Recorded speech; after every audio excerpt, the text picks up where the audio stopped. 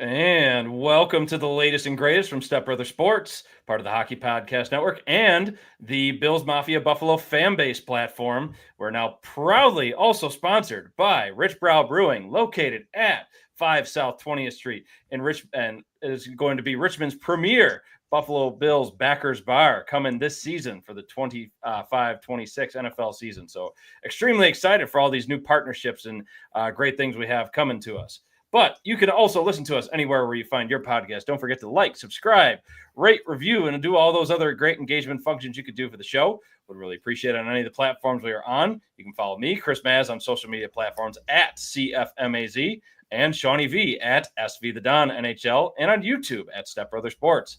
And folks, we're back from a little week off. We were spending some time with our family, catching up on a little odds and ends in our perspective next to the woods, whether it's in Atlanta or down here in Richmond. We're in the thick of preseason football, literally some going on as we speak. Also the dead of the NHL offseason for those who actually wanted to listen to that at this point in time. But we could also not be happier, again, to be rejoined by our friends here of the show, the RVA Football Bros. So please welcome back Brian Griffin. Please welcome back Pietro Sanitate, and Chris B., all familiar friends of the show. Welcome back, gentlemen. What up, boys? Thank you. Yes. Thanks for having us. Yes, glad to have you guys. But before we get things rolling on here, I want to give a few quick shout-outs. I want to give a big shout-out right away to Justice Radford. We were dealing with some technical nonsense right before we logged in, so he was able to save the day and get us all up to speed and back up and running. So big shout-out to him. Sean, I know you want to also give some props to some people, but actually before I do that, I want to make sure I also give our big shout-out to Hank Schmidt down at Rich Brow Brewing to get us started and up with our new sponsorship. We're looking forward to doing some live shows in the Shockoe Bottom location in downtown Richmond coming later this month, as well as for future episodes and maybe some watch parties as well. So we can't wait to get things rolling there. Sean, I'll let you let it rip there. Yeah, I just wanted to give a quick shout out to our guy, the coach, our recent guest at MafiaCon, Mr. Lewis Hawkins, who I know, like I'm sure myself, you probably tuned into Hard Knocks, the first episode featuring our beloved Buffalo Bills. And lo and behold, there was a couple of media members that got some shine on that episode, but chief among them, for my money, Mr. Mookie, while he was interviewing recent first-round pick, Mr. Hairston, right before the injury, part of the episode. Mookie got his shine, man. He got a nice little close, up and personal look while he was interviewing Hairston. So I made sure that I had to rewind, I had to pause, and then record it. And then I actually posted that out on Twitter last night, and Mookie ended up seeing it. I texted to him, and he reposted it, and that went viral in Western New York. So shout out to Mookie for always being there. Like I said, this is actually the first year, I think, Chris, that we haven't been at camp. For me, it's probably the first time in like 15 years that I didn't get up there. But shout out to Mookie for doing the work for us. Oh, yeah. Mookie's always grinding. We always appreciate everything he's done, and also for getting us here on the fan base platform. So can't thank him enough here. So again, thanks everybody for tuning in. So we'll go ahead and get things rolling. So we have a roundtable discussion here for us today, and we are joined by some I like to call you guys experts, because literally all we do most of the time is talk about football, whether it's actual football or fantasy football, which we'll talk more about later when it comes to fantasy football. So that's coming down the pipeline as well. But again, here's how tonight's going to work. We're going to have a roundtable discussion on each of our teams. Start off with a few thoughts just on each of our respective teams: Bills, Bears, Browns, Commanders. Chris Capersu, who couldn't join us, he's going to be we'll be speaking in his absence regarding the Colts. Sean will take over there because they had quite a bit going on for them tonight, because they're currently playing their first preseason game against the Ravens. But like I said, after that, we'll talk some fantasy, because that's very much coming down the pipeline here. But anyway, I'll go ahead and start us off. So the Bills, the name of the defining part of their training camp so far: injuries. And the biggest one, obviously, being first-round draft pick. Also, the first-round pick that Step Brother Sports got correct in Maxwell Hairston. Unfortunately, he got an LCL sprain, which is sidelining him for a few weeks. Obviously, taking away a lot of really key, crucial reps to get him up and running for the season. But not to mention, countless others that have just been on the injury report, whether they started off on the PUP list, like Dawson Knox, Spencer Brown, a reserve lineman, Cedric Van Pran Granger. Really key missing piece right there is going to be Cole Bishop. We've talked about so much leading into training camp this year, and that he is missing a lot more, again, crucial snaps, just like last training camp last year when he was a rookie. And it's a quad injury this time around as opposed to a shoulder, which I believe it was last year. But still, it's leaving a lot up in the air for what the safety position is going to look like for the Bills. Not to mention Taylor Rapp, other starting safety, down with a knee injury for at least a week, shared by Sean McDermott earlier today in his press conference. So a lot of wide receiver injuries as well. I mean, Curtis Samuel out with a hamstring. Elijah Morey's been in and out. Joshua Palmer in and out. Khalil Shakir, unfortunately, high ankle sprain. But also shared by Sean McDermott today. He looks to be back by the start of the regular season as well for Game 1 against Baltimore. But yeah, it's been real tough sledding for a lot of the Bills players as they're just making their way back from injury. We had Hard Knocks this week as well. That's another big defining point of their training camp so far. First episode aired this past Tuesday, like Sean was saying. Our very own Mookie Hawkins had some good air time as he was doing an interview. He had some solid camera time there.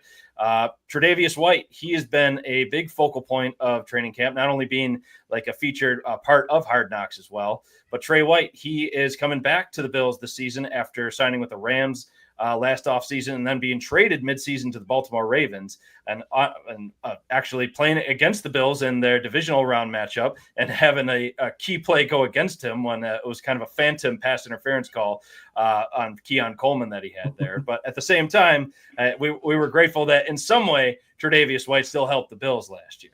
But the other big piece of training camp for the Bills, James Cook, while he started off showing up to practice for the first few days, first 8 practices, actually, he is currently in a hold-in with his contract situation, still wanting that new extension, that new deal. The biggest part of that also being the Kyron Williams extension recently happened a few days ago. And a lot of people think that the 3 years for, I believe it was $32 million or $33 million would be kind of like the archetype for what a James Cook deal could look like as far as guaranteed money would go. Sean, have I missed anything crucial for what the Bills training camp has kind of had at this point? I feel like I kind of hit the cliff notes. I think you got it. Obviously, no surprise that Josh Allen has been ruled out for week 1. And my thoughts on that is just bubble rep the guy. I mean, what do we really need to see from him? Like to see the guys White and Mitchell Trubisky get the reps to kind of solidify who's going to be the primary backup. God forbid if Josh goes down, someone that can effectively run the offense. But my only thought that I had, I guess, that you didn't mention was seeing some of the more unheralded guys step up. It was nice to see Tyrell Shavers come off of that injury with the scare that he had, and he's been making plays. And I think, in my humble opinion, I think he's made this roster, stepping up, and he's been, the most heavily targeted player. So nice to see a guy like that who's been around the practice squad for a couple of years step up when, injuries happen and be, as they say, the next man up. Since that's really nice to see. Oh, yeah. But anyway, let's move on to a little bit more just to kind of give some quick notes. Oh, sure. Let's hear it. Can I ask you a question? Absolutely. Yes, you With may. your injury situation at safety particular, do you think there's any reason to go and sign any of the current free agent veteran safety things like Justin Simmons, who is, an experienced player to be able to help fill in that? I know you don't have a ton of cap space, but would that be a solution with this continued injury history for the Bills? I mean, it'd be nice. It would be nice. I mean, but at the same time, the Bills currently have negative cap space, so that wouldn't exactly be an option unless they pulled a few levers and did some restructures. Real. Yeah. We always talk about that not being real. Not real. But hey, everybody should trade for Micah Parsons then. That'd just be so easy to do right there. But I mean, I was thinking about this today. Like, instead of doing one of those crazy hypothetical trades like Terry McLaurin or Micah Parsons, I mean, why not try and find some more safety depth right now? Because right now the starting duo is looking like Derek Forrest and Damar Hamlin. And we've been critical of Damar Hamlin, but he's looking like he's had at least a stronger training camp. Yeah. He knows the system. So, I mean, could be a whole lot worse. But at the same time, we hope to see just everybody get healthy once more. But as far as that goes, Brian, as far as free agent safeties, I mean, Sure. I mean, you still have a whole month to go before the regular season starts, but I mean, hey, we'll see who gets healthy first at this point. But I do want to move on. Brian, give us a little bit of cliff notes for what you've been seeing out of Bears training camp so far. So give us your bear down thoughts. Well, so the Bears obviously have had a huge overhaul from the failure that was last season. 5 wins, I believe, and fired head coach, scrapping most of the system, replacing with wonder child Ben Johnson from the Detroit Lions, and really overhauling massive swaths of this offense. Trading for 3 new offensive linemen of Joe Thuney from the Chiefs, Jonah Jackson from the Rams, and Drew Dahlman, big money center from the Falcons. Big money thrown around to try to go and fix this roster that was in desperate need of fixes. So that's the hope, is that all that money, all those trades that they're making are actually going to amount to any degree of protection for Caleb Williams. He was sacked 68 times, league high, almost historical highs of sacks. And so that is not a sustainable thing for your franchise quarterback. So all of the reports from training camp have been up and down. You've had great days where it looks like Ben Johnson's really working and the team's all, vibing together and making good plays. And other days that it looks like they have to scrap down to peewee football for Caleb Williams to be able to make a pass. So not a great thing. Really, all of the things I've been saying, that they're pretty much treating this as Caleb's rookie year again, because he learned so many terrible habits from year one that it just start back from zero, which is not great, but also I'd rather it be right than go and have any of the terrible stuff from the previous year. Blame it all on the floose. Oh, exactly. And the Caleb's learned how to watch film now. Is that right? That's what I'm hearing. Sure. Yeah, well, because they never taught him. They said, you have an iPad, right? You can figure this out. At least he's not playing video games. Yeah, right. Not pulling. That would probably be better than what they did last year. But actually having veteran quarterbacks of Case Keenum who can go and say, this is how an actual team should be run. My favorite quote, though, is from other backup quarterback, Tyson Bagent, who is the hilarious. His father is a pro Hard Knocks channel. star. Yes, he is. Yeah, Tyson Bagent is the star of Hard Knocks. So last year, he went into camp and they interviewed him and they said, "Oh, this is what training camps are supposed to be like." This is that he had no idea that this is actually how a team is supposed to be run, and that just shows kind of the ineptitude of last year. So really, it's a mature growth of the team, or at least that is the plan. But again, the biggest concerns for the Bears are, will that offensive line actually fix? And there's the big argument who's going to be the left tackle between injured incumbent Braxton Jones, rookie second-round pick Ozzie Trapillo from Boston College, and last year's third-round pick Karan Amagaji from Yale, who was also injured. So you get a bunch of talented injured people that are fighting for left tackle. But it's going to be an interesting situation, and I think that the second-round pick is going to win out Ozzie Trapillo, but it should be a very fun season moving forward. But it's going to be that. I'll just stop rambling. I could ramble for a long time about. Brian, I do have a question for you, specifically about the receivers, the sexy position. And I was a big fan of Odunze when he came out. I have a ton of his rookie cards.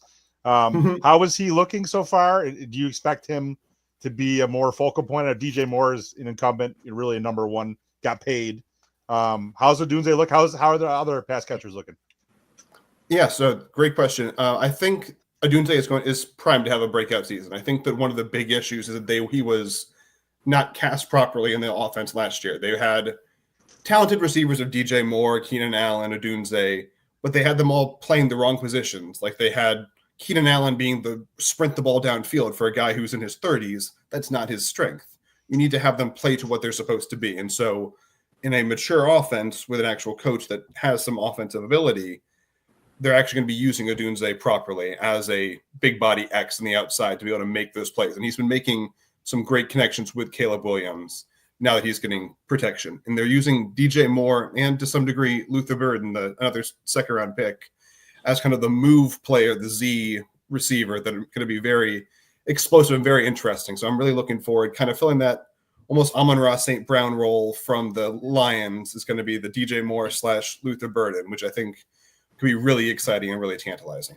Yeah, I think the other Chris thing and I that loved thought him was, coming yeah, very much so. I think the other thing I thought was very notable out of Bears training camp is a lot of the players, particularly Caleb Williams, are just drawing the ire of Ben Johnson, just like straight up yelling at him and like almost just like scolding them like they're children at this point. I'm like, I can go one way or the other. I mean, you could either break the guy permanently or like, hey, tough love. It's the Dan Campbell style. It's the like, it's gonna be tough love. We're gonna be fighting hard. On Tuesday, they had a like full contact, like you are blowing up each other, getting into fights. Like it was a violent practice that everyone's like, this is like old school, like Mike Ditka Bears. Like you're gonna be bleeding after this practice, and it's like this is a different world than what. No, the kid gloves are off. This is just hardcore, tough love. You will do this. Seems to be Ben Johnson's mentality. Is just grow up, kids. You're getting paid millions of dollars. Do it. Right. Hey, at the same time, me personally, I think that's a welcome approach. But I mean, it really just depends on how the rest of the locker room receives it. I mean, because this is generally his first impression, first season. Mm-hmm. So right. I mean, it's really different coming from. Dan Campbell, I think, than like just about any other coach in the league, right? Like, That's fair. Dan Campbell's been there. Ben Johnson, I think you run the risk of being a Josh McDaniels type, right? The story we hear about McDaniels and every stop he's been as the head coach has been tough, Belichick style, treating the players like college students, kids. And it doesn't work if you're not selling it authentically. So I think that's like the question, John. Yeah, not even Saban could do it. So yeah, right. Well, and you got to think. So with Dan Campbell, like he inherited the team and had that mentality, but they were bad for the first couple of seasons. Oh, yeah. They were really bad. And so by his like third, fourth year, once Ben Johnson again promoted and they finally built that rapport, they started to be on the up. But it was a longer rebuild. So I'm not expecting that the Bears are going to jump in and immediately, all right, we're going to be a 10-win team, go to the playoffs, make a run. This is a long-term build. We want to set a strong culture of seriousness and growth to be able to succeed in the future. And so I think that's what Ben Johnson's trying to instill. Hopefully it's more Dan Campbell than Josh McDaniels for sure. We can all appreciate that. Oh, those heinous looking visors too. Ugh. So, but anyway, kind of keep the circulation going here. Chris, chime in a little bit more and tell us what's going on in Washington these days with the Commanders. Yeah. Obviously, this is a position that we all expected the Commanders to be in this time last year. We all knew exactly how it was all going to play out with the new front office, new coaching staff, new quarterback, all coming in. We knew that they were going to overperform like that without any problem. It's perfectly replicable too. There was no variance in any of that last season. No, I mean, obviously, last season was something special for the Commanders, and it is really shocking to be going into a season where this is the first time since 2017 that we have the quarterback. We know who the quarterback is, and he was the same guy we had last year. Like, that's new. What's that like? It's, someday, I hope you'll know this feeling. Yeah, the off season has been interesting. It has been, we have been spending. There is a clear intent to capitalize on Daniel's rookie window here. With the trades for Deebo Samuel and Laramie Tunsil from the Niners and the Texans, respectively. That's signaling intent that we're going to be competing. We're going to be trying to hit that ceiling. Going after veterans like that, I think, has raised some questions. Those two trades in particular. Those are players who are a little bit further along in their careers. Some might say, especially with Deebo, that he is on the downslope at this point. Yeah, and also up on the scale. Hey, listen, as you age, you guys will understand this eventually. Your body changes, and that's natural. I mean, on the plus side, Jaden Daniels coming to camp looking like, did he have a kid in the offseason? That's a dad bod he's bringing in. And I think we're all really happy to see that because he could have used some of that weight last year. But with Tunsil and Samuel, they're not signed to long-term deals right now. We are in a position where we can move on if they are not having these bounce back seasons that we're sort of betting on. Tunsil in particular had a really rough season in Houston last year, and the hope is he can play like he did 2 years ago. And if that's the case, that's incredible protection on that line for Daniels, especially with Josh Connerly, our first round pick, who is, having his ups and downs in training camp. But the joint practice yesterday with New England, he was getting some really, really good looks. The Javon Kinlaw deal, bringing him in on the defensive side, I think that was probably an overpay. But there is history there with Adam Peters, our general manager, having worked with Kinlaw in San Francisco. And so maybe he sees something that we can really use. The concern right now is, can we maintain what we did last year? Can the growth of Daniels, the growth of the coaching staff, the rest of the team, can that make up for some of the variance that we succeeded on last year? And in a division with the reigning Super Bowl champions, it's going to be tough. But I think the ceiling really is there. Obviously, Terry McLaurin and that contract situation is not ideal. But it definitely feels like a different situation than what we're seeing in Dallas with Micah Parsons, where it's really become personal. We're still seeing clips of Terry at camp, hugging members of the front office, hanging out with Jaden Daniels' mom, laughing, joking. So, I think that deal's going to get done. I think it's probably going to come in a little closer to what the team wants than what Terry wants. Just because of the reality of a 30-year-old wide receiver in the league is what it is. But I think, we are poised to build on the success of last year. Hey, I like all that. And it's encouraging to know, yes, you saw the trade request made by McLaurin himself, but at the same time, so many of those play out where that's just a leverage play right there. And that it's just kind of going through the motions in this day and age too. So, and I think it's good, I think I have real difficulty seeing, the numbers that we have out there are not coming directly from either of the camps. But I think looking around the league, I have difficulty seeing a team that's going to pay Terry McLaurin that top 5 wide receiver deal. And I think him knowing that is a good thing for the entire situation. Finding that out is a worthwhile thing to do. Right. Do you think his contract's going to come in more close to the Cortland Sutton kind of deal, or more the DK Metcalf kind of deal, which are the two comparable age-ish big money deals the past year?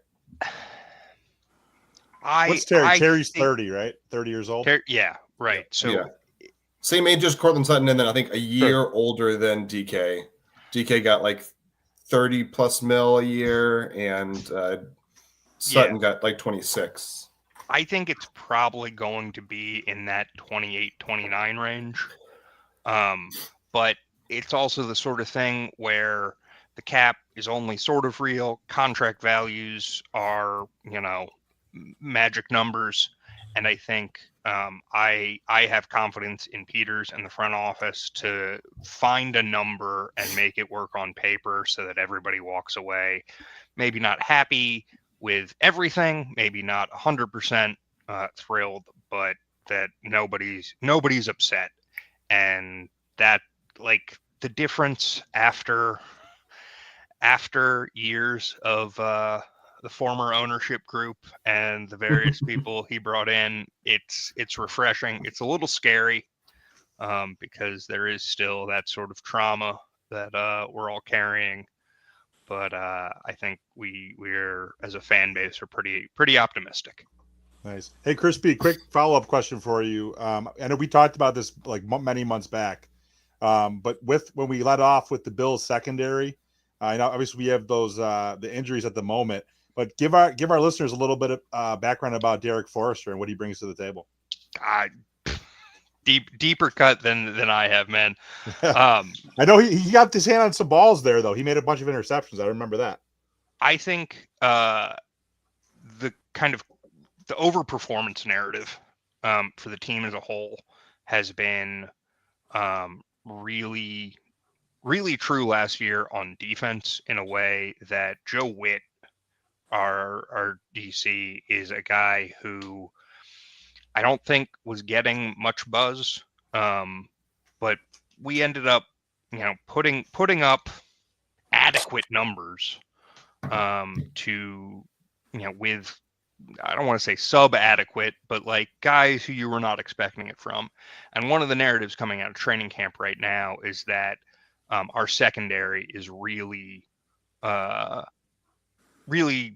of maintaining that overperformance, that we've got, this kid Trey Harris, a second rounder, I want to say. We've got an undrafted free agent at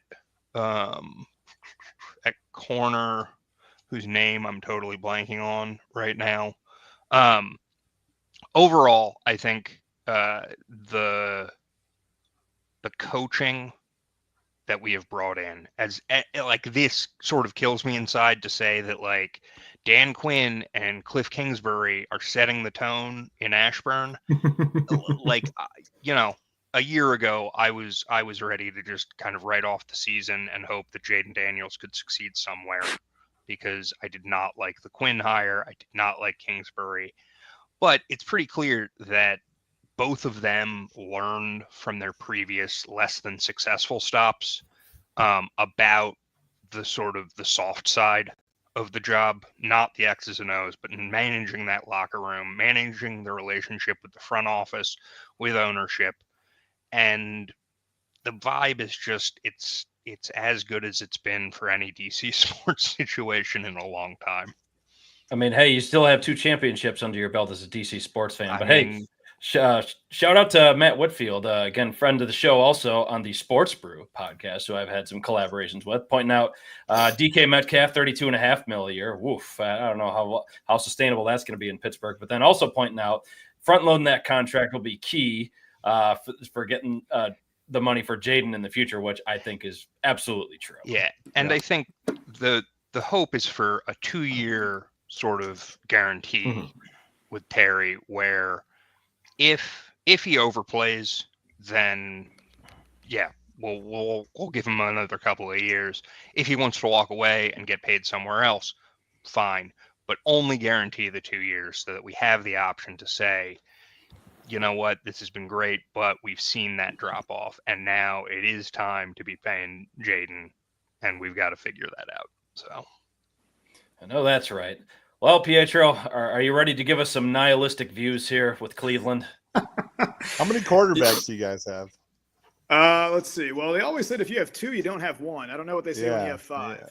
Yeah. So 6. Brian counts 6. Technically 6. But no, I mean, it's a thing. Discussing the Browns quarterback situation is kind of like discussing the Middle East, where there's like, it's centuries of trauma and like no one knows what the solution is. No matter how many Ivy League guys you throw at a problem, no one's going to be able to figure it out. So I guess we'll start there. We have 6 quarterbacks. If I can name them all off the top of my head, let's see. We got Shadur Sanders, Dylan Gabriel, Deshaun Watson, Joe Flacco, Kenny Pickett, and Tyler Huntley. So we got 2 Pro Bowlers, 1 Super Bowl winner, 2 rookies, and actually for 2 Super Bowl winners. Kenny Pickett. Not to mention a Wall of Famer for the Colorado Buffaloes. A Wall of Famer. Yeah, the short answer is no one knows what's going to happen, other than the fact that it's pretty obvious that Joe Flacco is going to start the first regular season game. But the cause célèbre for this past week has been the fact that Shadur Sanders is starting tomorrow against the Panthers. The problem with that is that he apparently hasn't been getting first-team reps at training camp, which, again, is Kevin Stefanski, allegedly a smart guy, so I'm not going to question that. But I kind of figured you want to get him some first-team reps. But, Shadur Sanders has the opportunity to not necessarily win the job outright, but perform well tomorrow. He's going to start a majority of the game. So, and, so the thing with preseason is that if he stinks, then everyone's going to say, well, you're going to overreact, or you're going to say, well, there's still more games to play. But if he's good, it's also meaningless, because we always remember that Dorian Thompson-Robinson and Brady Quinn were two of the best preseason quarterbacks the Browns had ever seen. And they're both out of football. So, Brady Quinn had somewhat of a good career, but again, he wasn't who we thought he was going to be. But at the end of the day, I mean, Shedeur Sanders is going to get his opportunity tomorrow. Tyler Huntley is going to play the rest of the game, most likely. And I don't mind the Tyler Huntley signing, because, I mean, Joe Flacco's not going to play, because you're not going to put your 40-year-old guy out there. Kenny Pickett is injured. Dylan Gabriel is injured. Deshaun Watson is injured. There's not really much you can do. You can't throw a random ball boy out there. But, when we last spoke, this goes back to the draft. I mean, they drafted two quarterbacks. They drafted Dylan Gabriel and Shedeur Sanders with the understanding that I guess one of them would become the backup to Joe Flacco. I don't think the team drafted either of those guys with the eye on them starting. But, when we last spoke, the first we were talking about projected first-round picks, and I kind of thought that Shedeur Sanders had an opportunity to go in the first round, but we all know what happened there with us trading out of the Travis Hunter pick to get Mason Graham.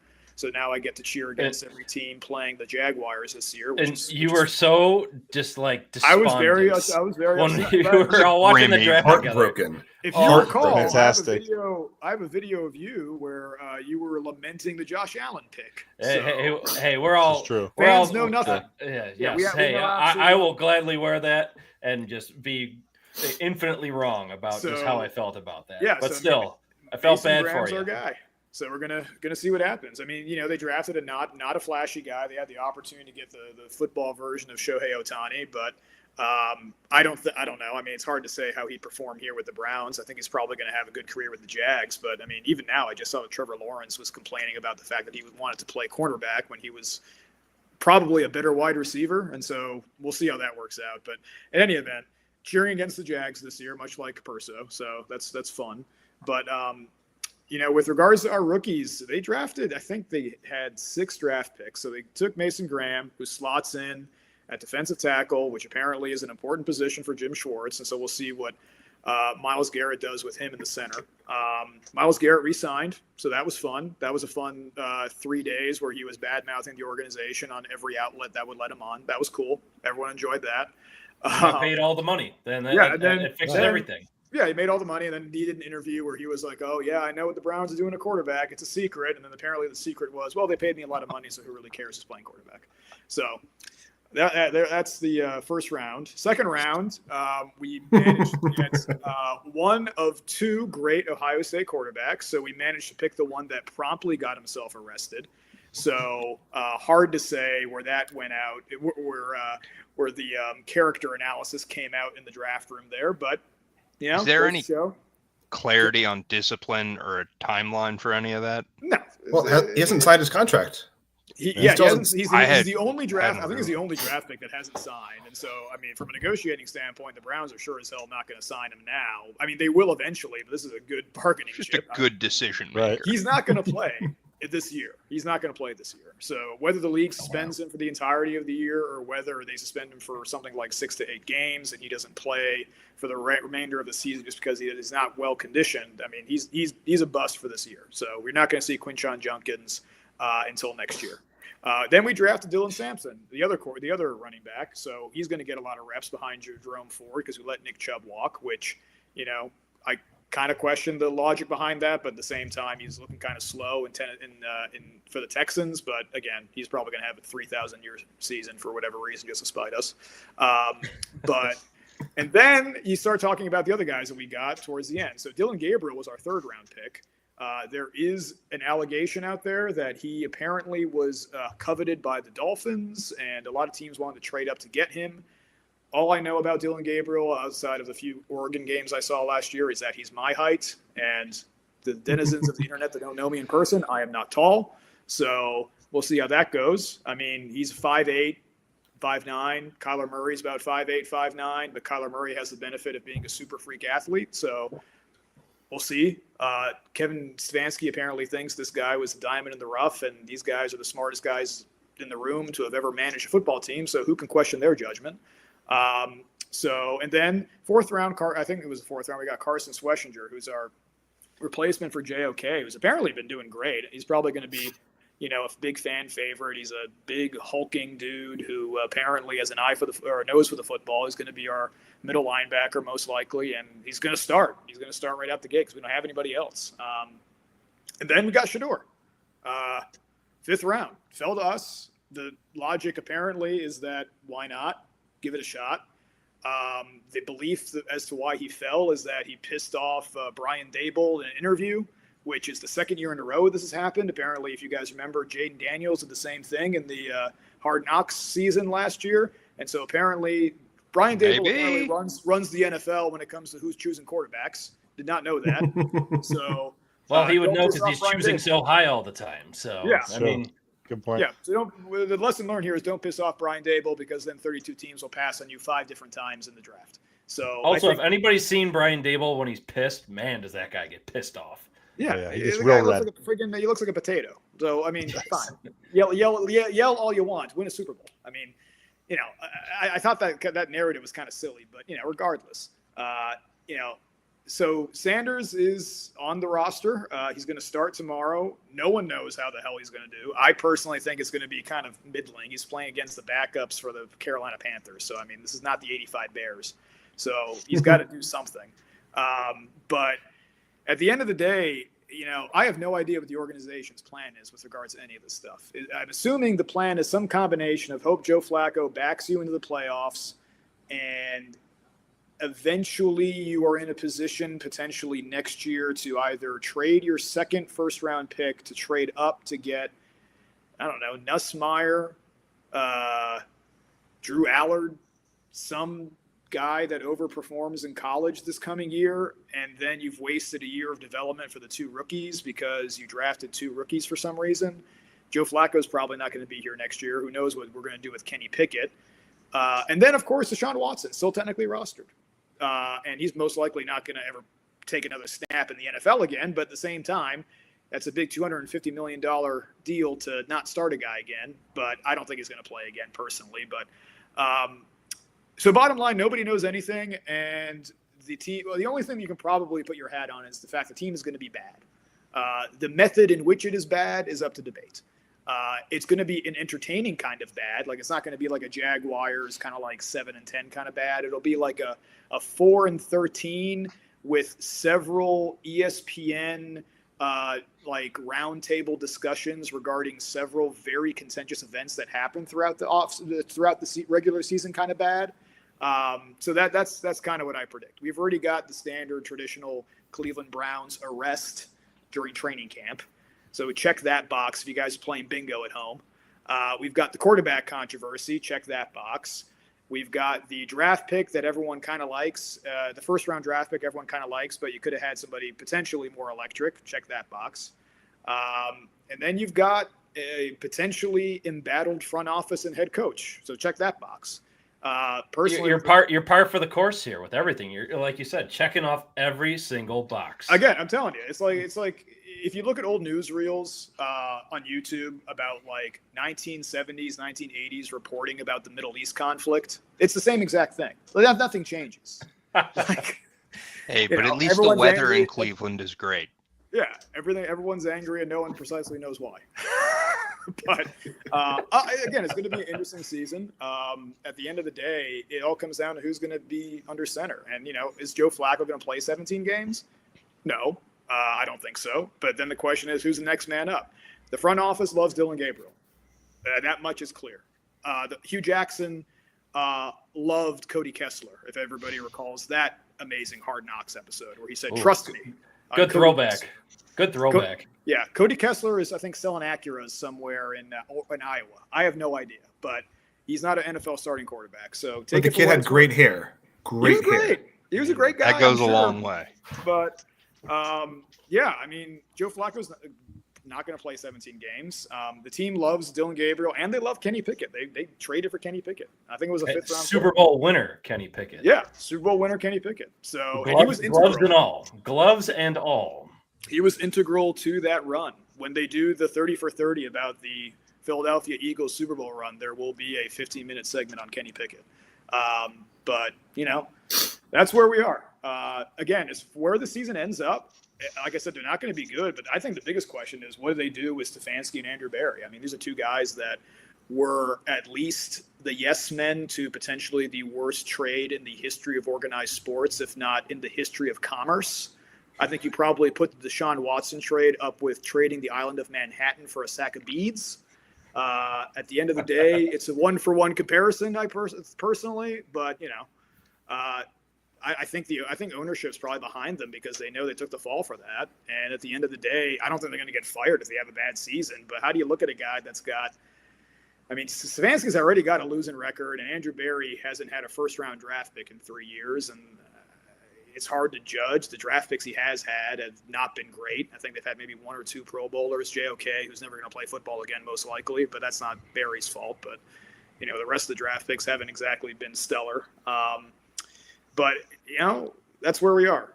We've got young, inexperienced running backs, Jerry Jeudy at wide receiver, and then 5 other guys nobody will draft in fantasy. No one knows the hell they got Joe Flacco going on at quarterback. Offensive line is old, but good, I think. I think the offensive line's going to be fine. Defensive line's going to be fine. Linebackers, whatever. They're going to be average to okay. And then defensive backs are good. I mean, we still got Denzel Ward. He's the best corner in the league, so. At the end of the day, it's going to be entertaining. Love to hear it. So, hey, maybe there's a little bit of hope just getting sprinkled in ever so slightly, despite all the, nihilistic viewpoints there. But thanks for sharing that on the Browns. But anyway, on behalf of Chris Capurso, Sean, tell us a little bit more about these Indianapolis Colts. Got to start with tonight. Yes, exactly. How could you not? Yeah, definitely got to start with tonight. I'm just going to be a placeholder.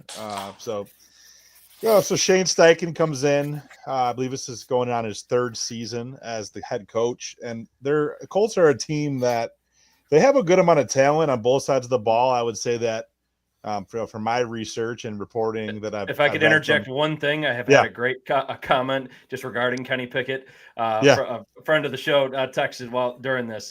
Justin Green, shout out to him again to the Sports Brew crew. With those small hands, at least we know Kenny Pickett isn't one of those object throwers at the WNBA games. They arrested that kid. That kid's got arrested. Yeah, they only caught one guy. I think there's like a conspiracy going on. So right. Someone always has to fall on the sword, right? Yeah, exactly. But anyway, back to the Colts. So the Colts, they have a good amount of talent on both sides of the ball. I would say that the strengths of the team are the offensive line is solid, although there's some moving pieces there. They're trying to figure out who's going to be starting at center and one of the guard positions. They also have a really solid secondary. I'd say it's probably the strength of their team, and they have a lot of talent as far as some of the skill positions. I mean, just going through some of their roster, you still have Jonathan Taylor there. You have a good amount of receivers that are solid. Josh Downs is there, former first-round pick Michael Pittman. I think they have Khalil Herbert as a running back who's serviceable as well as a backup. Alex Pierce in the slot. And then they also drafted the tight end. Was the tight end from Michigan in the first round? I want to say. Yeah. Yes. No, Penn State. Warren, Michigan Warren, was, that's right. Yeah, you Warren got was it. Penn State. So they have a lot of talent. And then one of the, emerging stories similar to what we saw in Buffalo as, high, recent receiver like Keon Coleman is A.D. Mitchell, who has a blend of great route running and speed.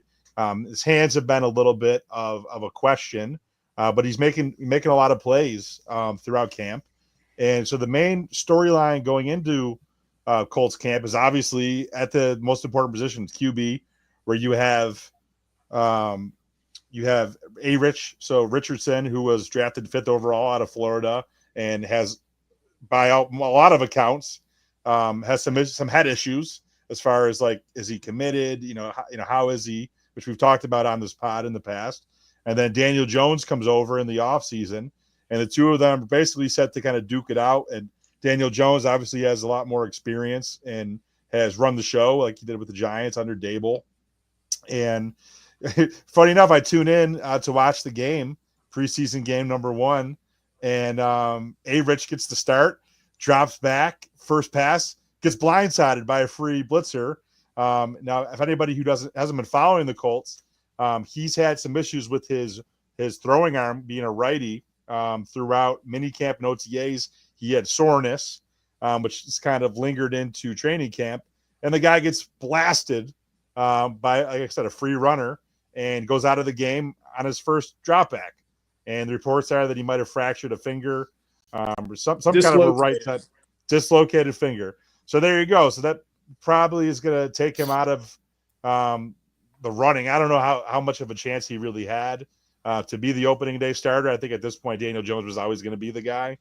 But that's just, you just kind of feel bad for the guy. He has all the talent in the world. We reported on our pod, earlier in the offseason that he had, got with Josh Allen a little bit to kind of pick up some tricks of the trade, similar strong arm, mobile quarterback. And it's just, I think they have a lot of pieces to work with, but something tells me just with that instability at quarterback, Daniel Jones being a serviceable guy, but not a guy who's going to win games for you necessarily. Does he become that guy, or does he kind of just be that average NFL starting player and get you to 8 wins? I'm really not sure. Not an expert on the Colts, but it's an intriguing team. I will say this, but if you guys have any thoughts and want to kind of chime in, I'll be watching them because they do have a lot of talent on both sides of the ball. There was only a pinky, though, right? Yeah. Do you need a pinky? Stabilize. Yeah. Yeah, I don't think. I'm not a doctor, but it doesn't seem of the fingers dislocate. I feel it's probably the best one, right? Oh, for sure. I just think more so the overarching thing is the guy that's continuing to get hurt and have just issues that are keeping him off the field. Granted, I know it's been what, 2 years, but he just can't seem to stay on the field, for a variety of reasons. So even taking himself off in the process if he's right. He's tired. That down. He's never going to live that down. That's a tough one to come back from. I will say one thing about the Colts is like the last 2 years, like they're either 9-8, 8-9. They're like right in the thick of the wild card race, but they just can't get over the hump of just being able to beat the Jaguars and just like the opportunity presenting itself so many times. Chris, I know, would be just like beside himself anytime that they're playing specifically in Indianapolis. They cannot for the life of them just get over that hump just by beating Jacksonville at any time. They've been able to beat Tennessee and Houston handily for the last couple times over the years. But they're right always there towards the end of it. You could either count on them by like the last 2 weeks of the season being able to at least have some level of chance in the wild card. But it really just depended on like what kind of QB play do you get out of there. Shane Steichen probably coaching for his job at this point this year too. There are a lot of pieces you could really like appreciate and like. As a fantasy holder of Michael Pittman, he's also he's really up and down, like a lot of peaks and valleys with him. He can really take the top off of defense, or he's injured half the time. That's tricky with them. I don't know. I feel this year, if the Colts don't make the playoffs or do anything, it's Richardson. If he's injured again for the year, that means that first round pick was kind of a total bust at the most critical position. Daniel Jones, we've seen the ceiling really of Daniel Jones in New York. We see that he might be able to do something, but you're not. He can win you a wild card game in the right circumstances. In the right circumstances, he can do that, but you're not going far. Take that in heart. You kidding me? But this offensive staff, the Steichen, who is supposed to be like this another wonder kid offensive coordinator, the whole vibe. But if they can't make have a success at offense, I feel like there's no. Like they don't have a future moving forward, and then it might need to be a cut from Steichen after 3 years and go and start the search again, start the whole process over. Jeff Saturday again. Has it gotten to the point where if a head coaching candidate in the NFL is described as a wunderkind, a whiz kid, or any variation thereof, he is almost guaranteed to be out of that job in 3 years? Unless your name's Sean McVay? Yeah. I swear, if I hear one more head coaching candidate where it's like, oh, he's a whiz kid, I'm like, I'm sorry. Give me a grizzled old tight end with like no ACLs like Dan Campbell, and give him a Zyn pack and then put him on his way, and then give me that guy. I don't need to hear that how this guy is 30 years old and apparently a genius on Madden. I can do that. Right. it's like Mike McDaniel we talked about. He's definitely coaching for his job this year for Miami. Absolutely on the hot seat there. Reddit's favorite coach. The guy's like a walking meme. I don't know how he still has a job. I mean, he was talking about death the other day in his press conference, so That I counts for respect. something. I want He's to just coach taking with a after certain Shannon. level He's of, entertaining, at least. fatalism. So I guess with the Colts, like the question of ownership and the downstream effect from having their late owner, Jim Irsay, be, to put it politely, one of the more colorful characters in the league, right? Like the Richardson pick, there's reporting that it was largely Irsay just being like, that dude's awesome looking. Like Right. he's a freak. Get him over the objections of staff. Does that not usually work? Does that not usually go well? So strange, right? I wonder what but- that's. Millionaires are known for being really good. Well, if you have Football the money, talent that means evaluators. you have good judgment and deserve it. That's, I think, what we've all learned over the past few years. But with Jim Irsay gone, right, it's his daughters inheriting. I think there is some talk that there could be an ownership change.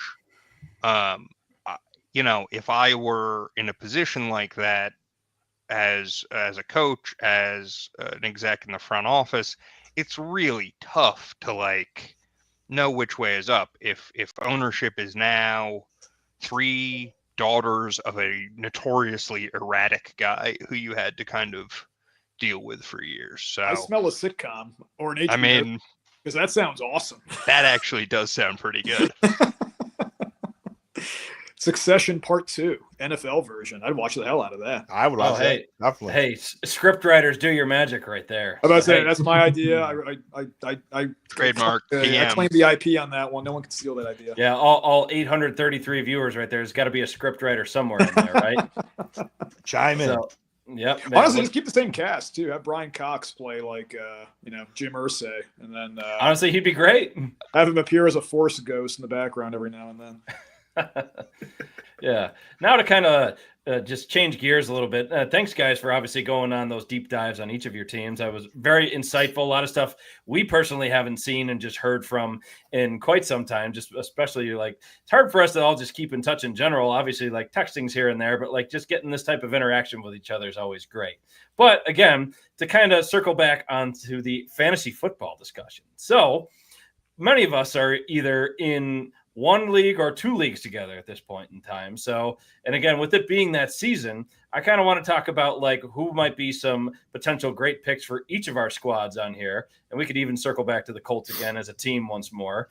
But to kind of start things off with the Bills, I mean, obviously there's Josh Allen. He's going to be your top quarterback. I mean, knock on wood, long as everything goes according to plan and he stays healthy, this, that, whatever, knocking on every piece of wood imaginable in this space that I'm in. But still, I think he'll still give you like top 3 to 5 at the bare minimum quarterback play, just between the rushing and the passing that he's given from year to year. As far as also just seeing from the fantasy perspective, that everybody eats mentality. You really just don't know which receiver is going to go off. I mean, you also want to see if Dalton Kincaid is going to take that next step this year, as opposed to last year just being hampered by injuries. I mean, I know a lot of people were kind of disappointed at just the output that he had from a fantasy perspective. I mean, the knee injuries will hamper anybody for that regard, but still, I mean, it's probably just a week-to-week basis to see which Bills receiver or pass catcher for that matter will be taken front fold. I mean, I'm a Keon Coleman fantasy owner, thanks to Brian last year in our Dynasty League. But at the same Thanks time, for DJ Moore. Yeah, exactly. So it was fair, but hey, you gave me Puka Nakua as well, so it worked out pretty well. Yeah, don't bring that up. Don't bring that up. That's the part I want to talk about. The part I will talk about, just to kind of add a little salt to that one, is you got Travis Etienne as part of that trade. So you saw how well that played out for you. So yep, I have learned never trade with you. No. Yes. But anyway, the one thing that'll be interesting is for James Cook. Will he be able to repeat some semblance of the touchdown performance that he had this past year? I'm of the mindset where he'll still be able to produce. I mean, he's out of the 3 main running backs they have between obviously Cook himself, Ty Johnson, and Ray Davis. He is the most likely to be able to break a long one real quickly. And obviously you saw a couple of those long passes that were to Ty Johnson and Ray Davis last year. But I do think there will be some not really regression to the mean by any means, but I do think at least Cook will have some regression. I don't think he's going to get to like that 16 to 18 touchdown range that he did last year. I think he'll definitely be in like maybe like the 8 to 10 range for sure, and maybe be a little bit more of a force in the passing game. But it really is just key. Like, again, if he really wants this contract, he needs to be more of an every down running back here. So as far as just obviously from the Bills perspective, I think Josh Allen and James Cook, those would probably be your top point producers there. If anything, if you're playing with in a league or format that has defense and special teams on there, I know some leagues don't have that. Like if you're playing our Superflex, we don't have a defense on there. But I think the Bills' defense might have a little bit of a better performance. They're very dependent on takeaways last year. They were one of the best teams in the league to be able to pull that off. And I think with a little bit more beef on the defensive line and maybe a little bit more consistency in the back end and the secondary, and say if somebody gets injured, you won't have Kyer Elam stepping in and hopefully and not necessarily ruining a game. Another comment to show up on the feed. Hey, Ricky, good to see you on there. See if the current NFL scheduling situation will allow for a Winter Classic game of the new high mark, especially now that the Bills are perennial postseason home team. Hey, you hope to see that be the case again. That'll be cool. So, yeah. And another little hockey note there. Hey, Pete Coelho talking about it on WGR today, hoping to get that little anniversary game for the Sabres, as they'll be approaching that 20-year mark soon for the Winter Classic. So, hey, or maybe even one of those Stadium Series games. That'd be pretty cool to see. But Sean, did I miss anything with the Bills as far as like fantasy goes? I feel like those are like definitely your top point producers there. Yeah, I'm expecting a big season from a couple guys. I'm expecting I agree with you with James Cook. I think that, I mean, he's just been overperforming at such a high level over the last year and a half. I still expect him to be probably at least double digits for total touchdowns. But I think that this is the year we're going to see Ray Davis take a big step. I just think from, the fact that James is not under contract, maybe a contract gets done, maybe it doesn't, either before or during the season. But if it doesn't, I think there's a high likelihood that he does leave in the offseason. So I think because of that, Ray Davis is going to get a lot more run. He already showed that he's a tough runner between the tackles and near the goal line, and also did a great job catching the ball. So I expect him to step up a bit and get a nice big influx of targets in the passing game and carries. Also, Shakir. Fully expect Shakir to go over 1,000 yards, being Josh Allen's kind of safety blanket and, kind of playing that Cole Beasley type of role for him. So I think he'll have a ton of targets. And then I think Keon Coleman, you see a big uptick in Keon's touchdown numbers. I think he probably gets close to 10, which would be a great season for him. A lot of that red zone, fade capabilities. And I read that in the last day of training camp that he had a nice slant fooling Christian Benford that was basically bid on the fade, and then he cut it in and hit him with the slant, which is what you got to do in that situation and when it's in tight there. So those are the players that I really like. And also Kincaid. I think a healthy Kincaid is definitely a top 10 NFL tight end. So I like, if he could stay healthy, he's definitely a chain moving guy. He has the capability of breaking some, intermediate type catches into long gains with his athleticism after the catch for some yak. But yeah, and I think, the Bills defense should be improved. I mean, the last couple seasons, they have taken a little bit of a step back in terms of their rankings. I think, like you mentioned, with the girth of the interior and the line being fortified and some longer players at end, with like Landon Jackson and Bosa coming in, I think they're going to have a top flight unit again on D. Awesome. Yeah. So just to kind of circle back we'll kind of do the same order that we did previously. Brian, tell us a little bit more about what you think as far as Bears performance will go for fantasy this year. I mean, obviously you have Caleb Williams. I am a Caleb Williams owner in Chris B's Dynasty League there. I drafted him last year, so hopefully he can have a little bit more of a consistent season. I know he was injured for a good bit and just wasn't exactly the same player he was for a good stretch of the season, but he also wasn't the most consistent player. But what do you think about this season's outlooks, as well as we talked a little bit about Roma Dunze, but then what do you also hope to see out of DJ Moore and maybe some of that backfield behind an improved offensive line? No, for sure.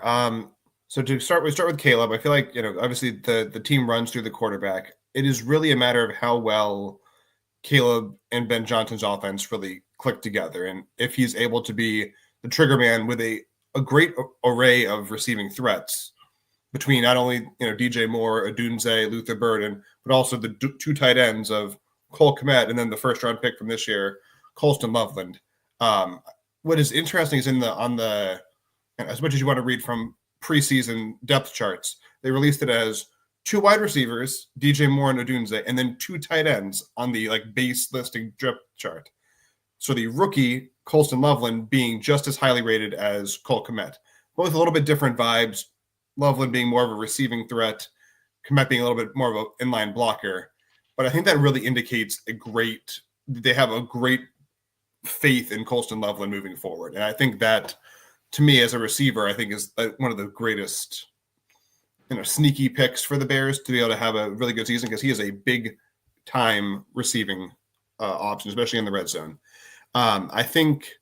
I really think that using DJ Moore and Robodunze in their proper roles will really cause them to make a significant leap beyond what they did last year and actually be able to do some really good creative offensive things. So I'm buying on both Odunze and DJ Moore, in addition to the Colston Loveland. Running back, so we have DeAndre Swift, which Ben Johnson had in Detroit and then proceeded to trade him away. So that doesn't have a great amount of faith for DeAndre Swift moving forward. They have 7th round pick Kyle Monangai, Roshan Johnson, who is Bijan Robinson's backup. Not the most thrilling running back core to really work off of. So that's going to be a timeshare that DeAndre Swift will be leading, but I'm not super confident on how well that's going to play out. I think, but again, to Caleb Williams, I think that he really, it's unfortunately that same boomer bust potential. I think that he can be truly stellar in the great offense that Ben Johnson is building if he goes and fits to it. But I don't know if this year necessarily is the right one for it. It might be more of a next year for in your dynasty league to go and be a little bit to buy in on that. On the defensive side, I love the hire of Dennis Allen as the defensive coordinator. He did amazing stuff for the Saints. They were a consistent quality defense despite having holes all over. They had some stars, but they also were just a solid defense. So I think I love the defense, but they also are playing in the toughest division in football, where you have the Vikings, the Packers, and the Lions that are all, I think all of them are projected to be over 8.5 win teams. That is just a lot of firepower to have a defense stop. So I like the trending direction of the defense, but I think that the schedule is not very positive for the Bears moving forward. Yeah, that's some tough sledding right there, especially like you were saying. The Lions, yes, they lost both their coordinators, obviously Ben Johnson being one of them, but still, their defense themselves were injured quite a bit last year. So our dad, longtime listener and viewer of us, of course, he's hoping to see a nice bounce back from them despite the coordinator change there. Look at the Packers. They've had a couple players leave, Jair Alexander being one of them, but they also played most of the season without him because he was injured for so long. But all those teams are just offensive juggernauts. The biggest wild card right now will be whether JJ McCarthy will really put the Vikings on the map with his quarterback play. But hey, you could throw anybody out there. They have a great offensive line as well. Aaron Jones still being a solid running back. And then not to mention the fact that he's thrown to Justin Jefferson. And maybe without Jordan Addison for a few games, but hey, you got Jettis, and you also have Hawkinson there. Like you said, you got to have a lot of good defensive firepower to be able to stop the offenses in that division for sure. So easily one of the toughest divisions in football. So, Chris, tell us a little bit more about who you like for fantasy and the Washington perspective. Jaden Daniels. Of course. If you're playing Superflex, if you're playing Dynasty Superflex, you got to really think about Jaden Daniels as the 101 in a startup. Obviously, he is an incredibly exciting player. In no small part because he elevates the game. Last year, Olamide Zaccheaus, Noah Brown, right? Like these aren't names that you're taking in the first half of your fantasy draft. Obviously, if assuming everything goes well, McLaurin is going to be getting just a huge target share. throughout the year. I don't think Debo is really one of those questions about where in your draft you're picking him. I think there are definitely places where you're going to say, hey, this is a bargain, and if it works out, great. But I think generally he's going higher than that, and you could be spending that pick on somebody else. The two young guys, Jalen Lane, who's the rookie, and then he's out of Virginia Tech. Go Hokies. And then Luke McCaffrey, who is A couple of UVA guys here. Okay, well, we have friends, and I have family who went to Virginia Tech, so everyone makes mistakes. It's okay. But Luke McCaffrey in his second year, if he takes a step, he could be really interesting as far as receivers go. Similarly, in the tight ends room, we've got the old man Zach Ertz, who put up just more numbers than I think anyone expected last year. Catching the ball, taking a couple of steps, falling down. We love to see it. I think there's a decent chance that he opens the year in a similar sort of role as that safety valve. But Ben Sinnott, again, this is a guy who did not rise as far as we had hoped last year, but could be that real receiving threat, H-back, like very interesting piece if he takes the step. Running backs in the backfield, I can't say that Brian Robinson is an exciting option. Similarly, Austin Eckler, he is aging. Bill Krosky-Merritt, Ja'Cory Krosky-Merritt is called Bill. Is the rookie that we picked up in the 6th or 7th round, and he has had some really cool little flashes at camp. Could be the sort of explosive player who can make a difference, but it's taken a flyer. Look for him kind of late in best ball drafts, that sort of thing, if you have a super deep dynasty roster that you can stash him on. The defense, they are absolutely going to be a great streaming option playing in the NFC East. You get your 2 Giants games and stream the Mandos, and pick your spots.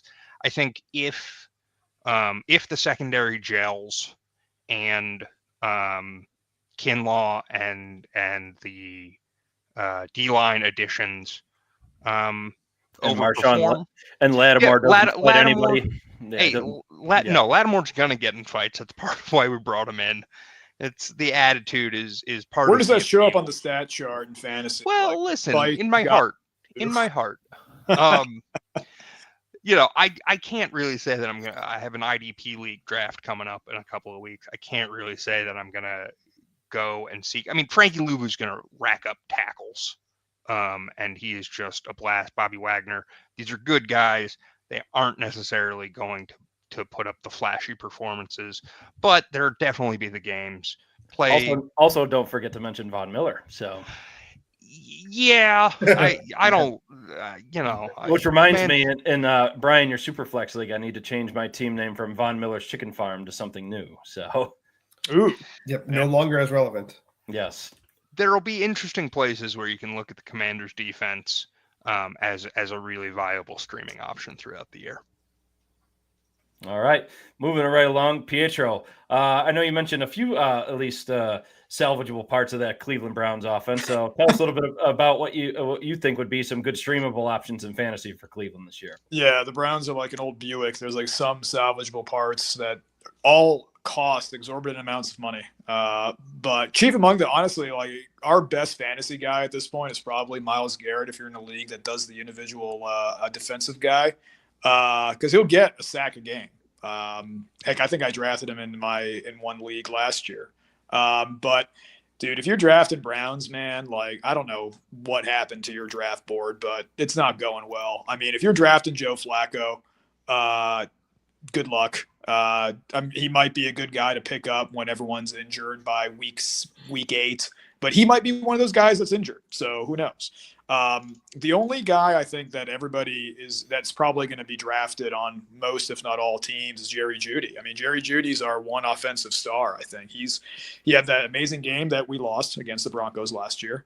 And mind you, the Broncos defense is Right. Oh yeah, nothing to sneeze at there. So Yeah. at the same time, like that was a hell of an Right. effort. He Not did that mention to the with player of the year on defense, really. Exactly. Yeah. With Yeah. Jameis slinging it.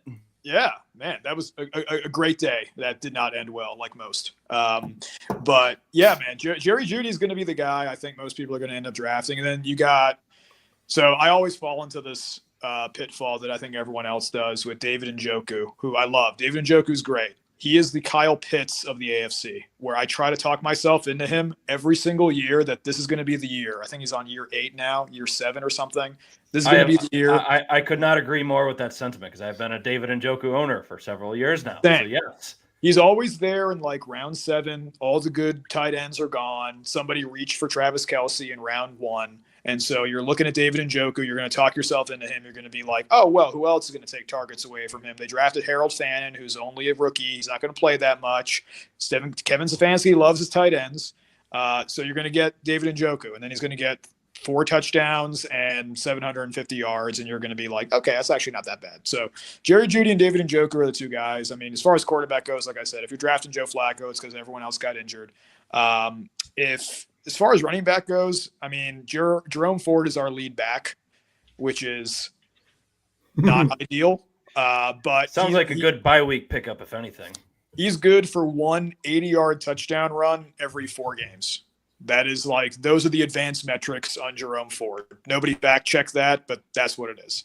If you really want to go deep, get Dylan Sampson. I mean, he's got the build and speed of Darren Sproles, but we don't know if he has the talent yet. I mean, he could be good. He could be another guy that you pick up at the end of a bad week on the waiver wire. Who knows if he ends up getting the starting gig.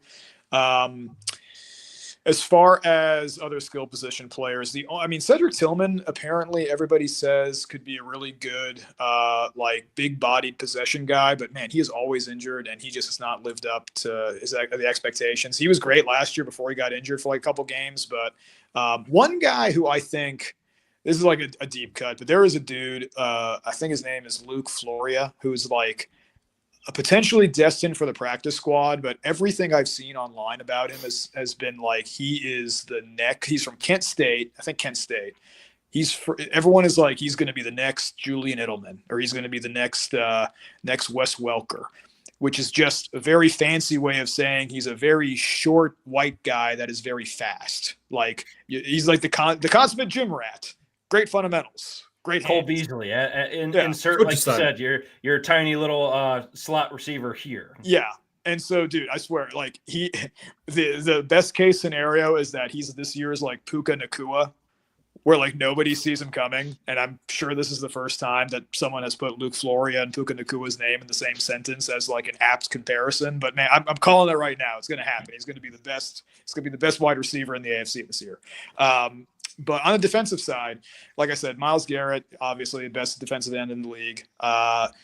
Denzel Ward, best cornerback in the league. So you would think when you have 2 of the best players at 2 of the most pivotal positions, you would have a great defense. And we have a really good defensive line. Problem is they have one really good, we hope, linebacker, and our safeties are not very good. Grant Delpit is okay. But, I think the Browns defense could surprise people. I mean, I think that it's obviously the superior unit as far as, the offense this year may take the game of football back to 1945. But the defense could be serviceable. It could actually be good. I mean, that's the thing. We're probably going to lose a lot of games like 14-7. But if people remember Jim Schwartz, I mean, he fashioned the defense to take us to the playoffs that one year when we had Flacco the first time. So we'll see. I don't know I'm not going to draft him, but you could do worse. I don't know if it's necessarily top 10 unit. So what's the number 1 defense going now? I think, isn't it the Ravens? I think most people are picking the Ravens or the Broncos. Broncos. Both of those are good contenders. Broncos or Ravens, I think, are the 2. Yeah. I mean, the Browns, you're not going to get a lot of turnovers. You're probably, I don't know. I hate to say that they're going to not give up a 40-point game, but we all know that they will. But it's the NFL in 2025, so no defense is going to, be like the 2000 Ravens, 85 Bears. But like I said, this was a historically great defense like 2 years ago. I remember I was in the parking lot of the Bills game when we were watching them beat the 49ers with friggin' P.J. Walker as quarterback because they just shut down the 49ers offense. Yes, so that aforementioned game being that Bills-Giants game where God, that was a terrible game. Barely pulled that one out. They won, dude, and Tyrod Taylor was one pass away from winning interference. Yeah, he was one pass away from winning that game, and then he almost completed it. I mean, had it not been that non-pass interference, call there. So as far as the Browns go, defense, not necessarily bad, but screw it, draft Shooter Sanders, man. See what happens. Keith Breezy Brown, hey, doing great, man. Good to see you tuning in. So I want to make sure to give you some shout out there. Hello to my Flukos out there. So, but yeah. Circling it back to the Colts once more. Sean, I know we talked a little bit about just some of the players they had originally. I talked about Pittman being a Michael Pittman owner in fantasy. I mean, it's really just dependent on is the man healthy or not. But I mean, Richardson, I mean, if you're going in deep dynasty leagues there, I mean, again, is he going to uncork like a 80-yard touchdown pass, which he's very capable of every single game? But at the same time, is he also going to be able to stay on the field? Like we just saw, the dude just had to get his pinky put back in place here. I mean, what are your thoughts as far as maybe potential fantasy picks out of them? Yeah, I mean, there's obviously an easy one. It's clearly Jonathan Taylor. They have I would say an above average top 10 offensive line. Like I said, they still have some work to do to figure out who's going to be starting at center and one of the guard spots. But regardless, there's good players there. So they look to be a top 10 unit on the line. So Jonathan Taylor's, I think, he's only 26 years old. People forget. Seems like he's been playing forever. Definitely still an elite running back that you're going to want to grab. Their top player by far. Josh Downs, a player I really like a lot. I would definitely be drafting him. From personal, like you with Michael Pittman, I got burned a little bit by Pittman last year. I drafted him pretty high, and he just was not consistent at all from where you expect him to be starting in your either 2 or 3 wide receiver slots every week. Just it wasn't there. So I like Downs better. And a guy that actually won me more than one game last year was Alex Pierce, who's pretty solid as their number 3 kind of slot guy. Still young, 25 years old. He's good. And as far as some other guys that I like, their upside, they did draft DJ Giddens out of Kansas State, who should probably he'll be fighting to be their backup along with the Herbert, who I mentioned before. But I do like his upside with Giddens. He's pretty solid back. So he'll give Taylor a breather. Then A.D. Mitchell, we talked about him before. Still a lot of upside, being a first-round pick. Showed well in training camp. And Tyler Warren, first-round pick out of Penn State. He's solid. He's going to be their number 1 tight end. So, we don't know who's going to be throwing him the ball. But chances are he'll have a decent amount of targets, being that he's going to be out there for a lot of snaps. And then obviously with the quarterback position, what we talked about, I think Daniel Jones is the starter opening week. And if you're in a league like I am with super flex, and maybe you start either 2 or a third quarterback, with a super flex, you could do worse than having either A. Rich or Daniel Jones starting for you, depending on which one of those guys does play. They're definitely starting. Richardson's going to get his carries if he's in. He's going to get some goal line carries. He's going to throw those long bombs like you talked about. So some upside if you're able to draft either one of those guys late, like towards the end of your draft. And then I think also, like I mentioned, their defense has a lot of talent. I don't necessarily know that I would draft them, but as far as being able to stream them, I like them. I think that they'll give you a decent amount of points when they have positive matchups. So a couple players, but definitely Jonathan Taylor draft high in your leagues. Absolutely, he'll go top 10. Go ahead, Chris. Can I just the thing that I think is so interesting about looking at the Colts receiving corps, there's a lot of talent there, but the quarterback question, like if Daniel Jones is only starting 4 games and it's Richardson for the majority of the season, all those guys just take a beating in terms of the pass volume drops so much with Richardson in there, and the efficiency just disappears. So you got to really kind of read those tea leaves. For sure. Yeah. All the more reason to bank on Jonathan Taylor, because if you're going That's right. to be Yeah. unable to throw the The ball one with any constant. degree of power, Hopefully he just go stays and healthy. run the ball. Yeah. But then they're going to just pack the boxes. So Right. Yeah. I mean, he's also capable of He's gonna uncorking one at any minute, essentially. So, like, especially for a long one. But now to kind of circle things out of football a little bit, to kind of switching things over to one of our newer segments, I'm going to kind of, Sean, you'll know what I'm getting into here for the kind of doing both sides of this. It's the grind my gears and also the give them their flowers segment. And the give them their flowers segment also brought to you by one of our other sponsors, Larger Than Life Bloom. So shout out to them. But anyway, what this means, gentlemen, you're either going to lay down some hate and what's really grinding your gears, or you're going to give a shout out to something or talk about something you've really enjoyed lately. So I'll start us off here just because one thing that's absolutely been grinding my gears, and I also want to make sure I give a preface to this because our new sponsors, while they have some great beer, I am not an IPA guy. So if I'm going to have one of those Rich Brows, I'm going to make sure I have a Rich Brow lager or one of those Brewtown USA's light lagers. But still, IPAs. These beers are overrated, overhyped darlings of the craft beer world in this case. I'm here to call them out. So me personally, I think they're obnoxiously bitter. Like someone tried to brew a pint of grapefruit rind and pine needles put all together and slapped a nice little trendy label on it. Hop obsession, I think, absolutely out of control. So brave. Yes, I know. So brave. IPA. Especially in Richmond, which has more IPAs than people. Yeah, exactly. A one-note symphony of just like absolute like bitterness. Like, come on, man.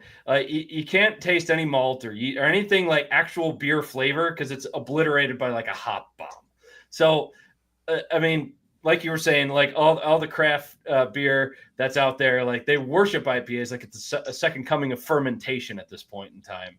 I mean, let me get to the point I'm trying to make here because there's perfectly great beer out there. There's stouts, porters, lagers, my absolute favorite thing, a brown ale, great stuff, pilsners. Please make more of those because IPAs grind my gears. Who would like to go next? I'll go, Chris. I got one for you. Yeah. I also am not a big IPA fan. As someone that's gone out with me, if we're going to be drinking beer, I'm off the guy to ask the server and or bartender, ma'am or sir, what's your strongest fruit beer?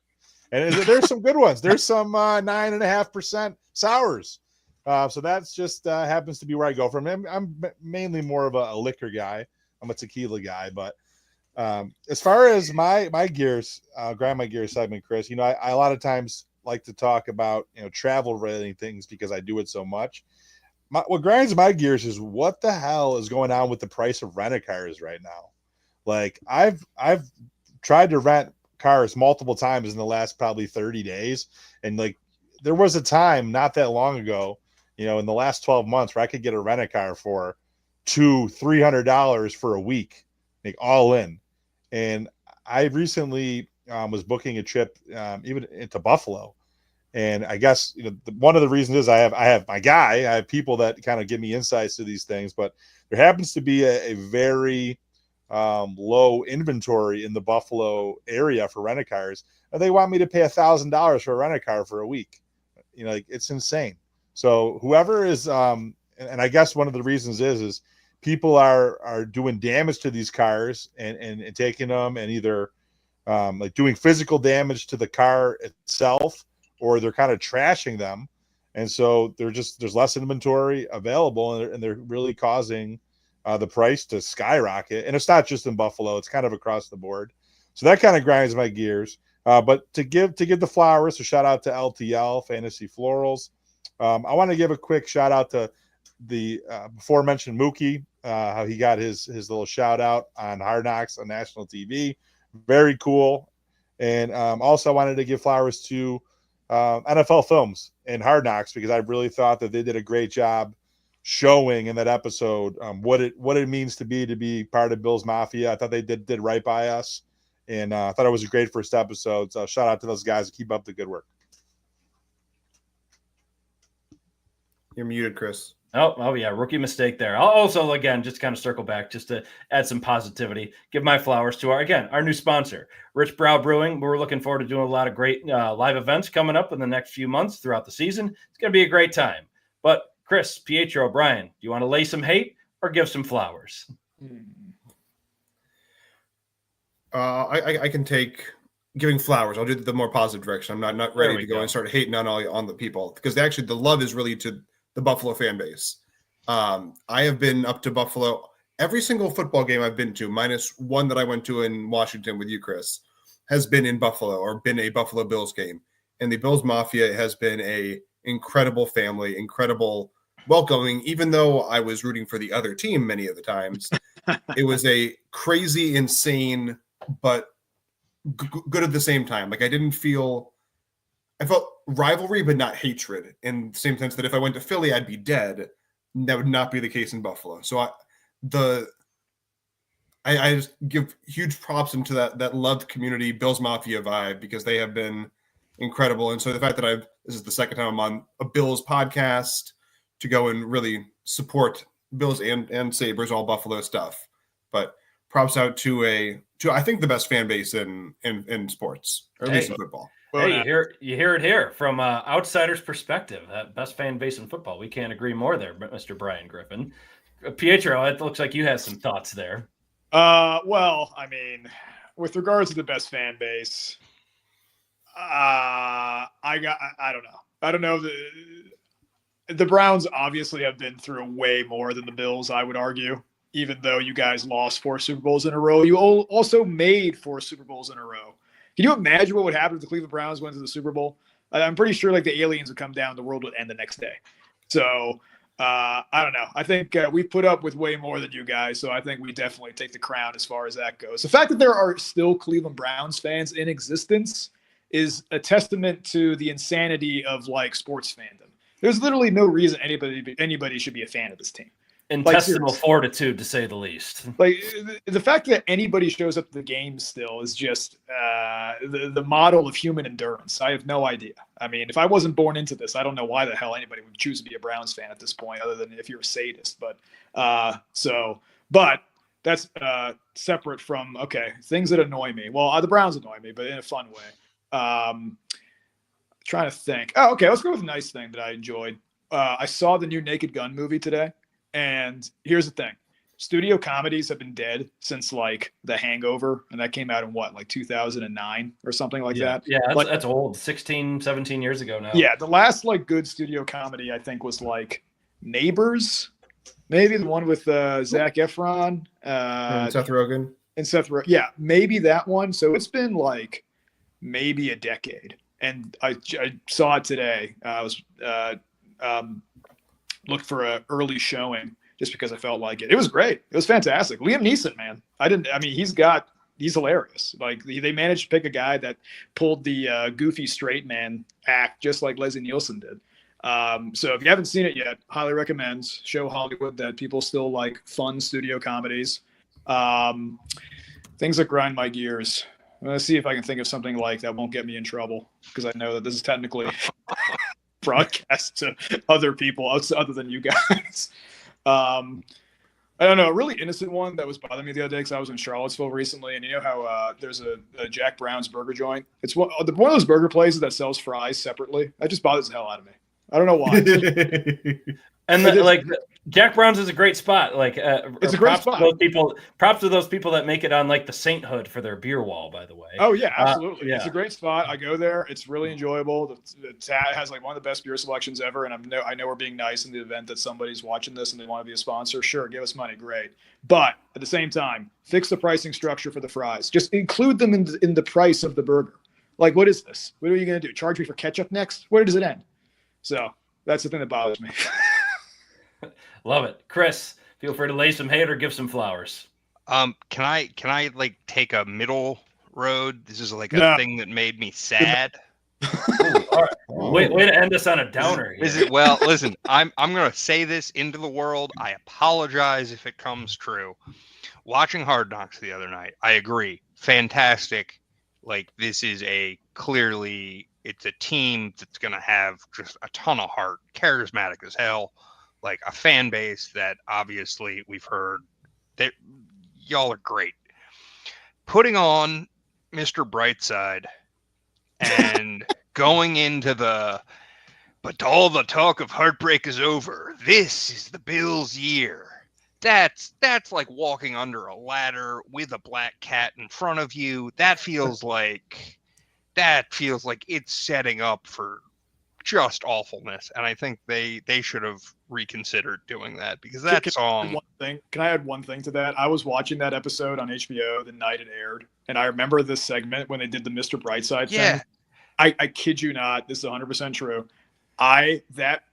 During the middle of that scene, I logged on to DraftKings and put a $10 futures bet on the Bills to win the Super Bowl because of that. they're getting you. They got me. Wow. Listen, as a Cleveland hope baseball fan as well, I'm giving my props to our gambling pitchers. So put $10 on the Bills, and also I forgive my ignorance on this. How did Mr. Brightside become a Bills thing? Does Josh Allen just like the song or something? So last year, Dawson Knox got married, and at his wedding, they played Mr. Brightside. I think either he or his wife requested it, but a bunch of Bills players were in attendance there, and like somebody filmed them just going absolutely nuts. And then that carried over into, I think it was either preseason game or like that big blue and red scrimmage practice, and they played Mr. Brightside, and Dalton Kincaid was super hyping that up, and it was like a rallying cry every single time. Like when the Bills were basically about to like put the game away, like they played that, the place went nuts essentially. Yeah. Like last now year, they do it every game. Yeah, every game. It's an anthem about heartbreak. Okay, exactly. hold on. Things don't work out in the song. Hold on. The irony. You guys in Buffalo, you guys cannot claim two big wedding songs as your own. You guys got Shout and you guys got Mr. Brightside. That's definitely the real one there. What are you guys going to do? You're going to get the electric slide next? Like, I sure hope not. Sure hope not. But anyway, that carried over into last year. And I mean, give an example. In the regular season game against the Chiefs, unfortunately not the AFC Championship one, when the Bills took the lead and they sealed the deal with that pick on Mahomes at the end. Like they played Mr. Brightside, that place erupted in jubilance. That was awesome. Like, all time. Oh my God. Yeah. That was, I filmed, I have that like saved on my phone. It was just, that was like, if you're a Bills fan, like it was one of your first experiences, like that's like a core memory for some people. So they play this at the end of every game, no matter what now. Here's the thing, though. Here's the thing, though. Last year, like they went undefeated at home, so we don't know what it's like if they're going to use it as like a rally song or if like the game's sealed away. This is all just playing with fate. It really can't sign off on it. They're a Las Vegas band. I mean, they played in Canandaigua, New York earlier. Yeah, Rochester, just outside of there. I'm assuming a lot of them went to go see them a few days ago. Okay, see, this is why Hard Knocks should only be about bad teams. I don't like the Hard Knocks about teams. It's too positive. Yeah. We need like the best Hard Knocks ever seasons were the Browns because the Rex Ryan Jets. Yeah, Rex Ryan Jets were a solid one. Get a snack. I'd be fine. Dude, the Bears Dallas every year. The Bears was a good one. Thrilled. Yeah, I mean, HBO has got to start picking bad teams and let us see. The Giants have ruined Hard Knocks now because their draft lead up season, the NFL will never allow cameras to see what we saw that season, because it just embarrassed the hell out of them.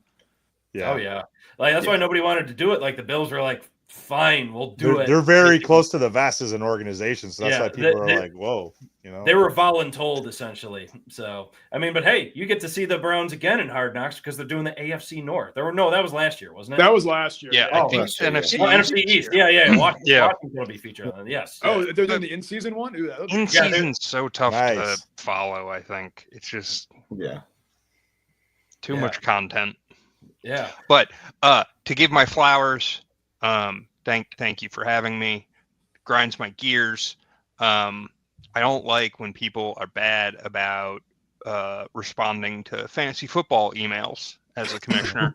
Luckily, not real problem offenders on this call right now, but they might be watching. They know who they are. I promise I'll pay. Let them know.